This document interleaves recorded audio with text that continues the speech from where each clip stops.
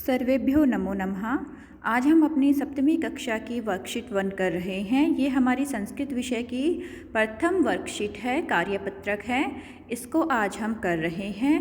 पहला हमारा संस्कृत में चैप्टर है सुभाषितानि। पहला पाठ है हमारा सुभाषितानि। आज हम इसके 2 श्लोक करेंगे और नेक्स्ट वर्कशीट में हम इसके आगे के श्लोक करेंगे।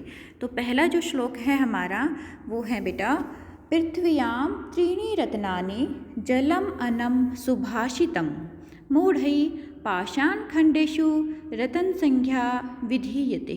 इसको हम 7 स्वर भी उच्चारण कर सकते हैं। पृथ्व्यां त्रीणि रत्नानि जलम अनम सुभाषितम मूढ़ै पाषाणखंडेषु रतन संज्ञा विधीयते। इसमें कहा गया है बेटा, पृथ्व्याम पृथ्वी पर अर्थात धरती पर। पृथ्व्याम का मतलब क्या हुआ? पृथ्वी पर, धरती पर। ये षष्ठी विभक्ति हो जाएगी हमारी। त्रीणि रत्नानि, 3 रतन हैं। और वो 3 रतन कौन कौन से हैं हमारे पास? जलम अन्नम सुभाषितम, जल, अन्न और मीठे वचन। सुभाषितम का मतलब क्या था? सु मतलब अच्छा, भाष मतलब बोलना, अच्छा बोलना अर्थात मीठे वचनों को बोलना। तो हमारी पृथ्वी पर 3 ही रतन हैं, जल, अन्न और मीठे वचन। मूढ़ई का मतलब होता है मूर्ख लोग। मूढ़ई का मतलब क्या होता है? मूर्ख द्वारा। पाषाण खंडेशु पत्थरों के टुकड़ों को, पाषाण के खंडों को, पत्थरों के टुकड़ों को।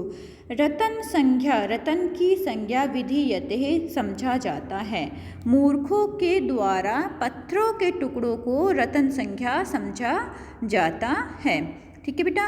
पृथ्व्याम त्रीणि रत्नानि, पृथ्वी पर 3 रतन हैं। जलम अनम सुभाषितम, जल, अन्न और मीठे वचन। मूढ़ै पाषाण खंडेषु रतन संज्ञा विधीयते, मूर्ख लोगों के द्वारा पत्थर के टुकड़ों को रतन समझा जाता है। अब इसका देख लीजिए बेटा, अन्वय देख लीजिए, सरलार्थ देख लीजिए।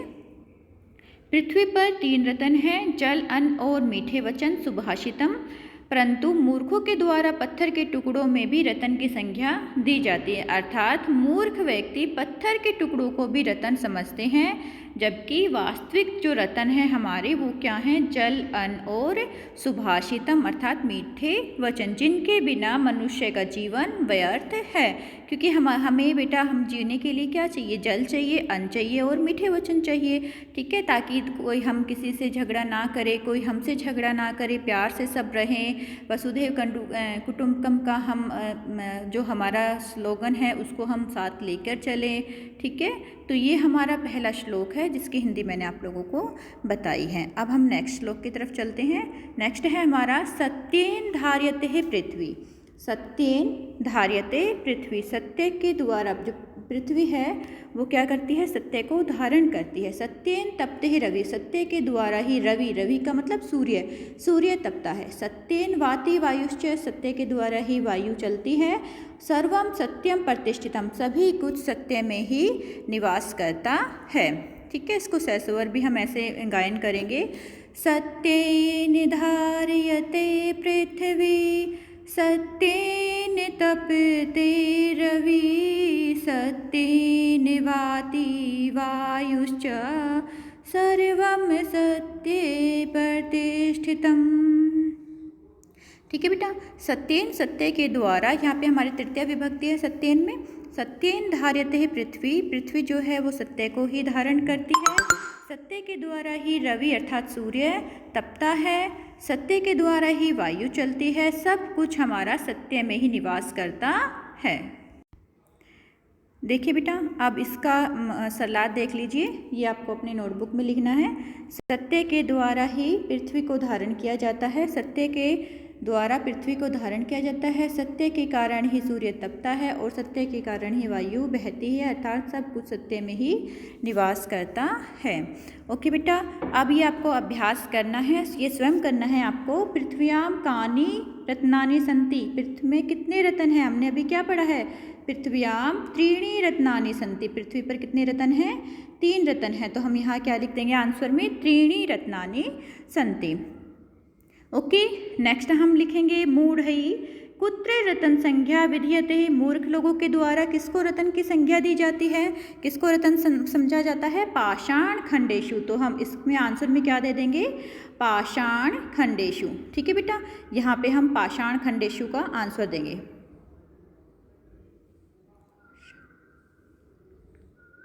पाषाण खंडेषु, खंडेषु, ये आपको लिखना है अपनी नोटबुक में, पाषाण खंडेषु। ठीक है, नेक्स्ट है पृथ्वी केन धार्यते, पृथ्वी के द्वारा क्या धारण किया जाता है, तो यहाँ पे आप क्या आंसर दोगे, सत्येन। पृथ्वी सत्येन धार्यते, पृथ्वी के द्वारा सत्य को धारण किया जाता है। तो केन के स्थान पर हम क्या लगा देंगे, सत्येन। अब नेक्स्ट पर्सन हम का आंसर क्या देंगे, सत्येन कहा तपते, सत्य के द्वारा क्या तपता है, रवि। तो हम यहाँ पे आंसर में क्या देंगे, रवि। सत्येन रवि तपते है, सत्य के द्वारा जो रवि है, सूर्य है, वो तपता है। सर्वम कुत्र प्रतिष्ठितम, सब कुछ कहाँ पर प्रतिष्ठित है, सर्वम सर्वम सत्य प्रतिष्ठितम। तो इसमें हम क्या लिख देंगे, सत्य, सर्वम सत्य प्रतिष्ठितम। जो सब कुछ है वो किस में निवास करता है, सत्य में ही निवास करता है। तो हमारे यहाँ पे आंसर क्या आ जाएगा, सत्य, सर्वम सत्य प्रतिष्ठितम। तो बेटा ये आपको अभ्यास अपनी नोटबुक में करना है और अच्छे से इसको श्लोकों को आपको याद करना है और अपने संस्कृत की अभ्यास पुस्तिका में इनको लिखना है। ओके बेटा, टेक केयर, अपना ध्यान रखना बच्चा।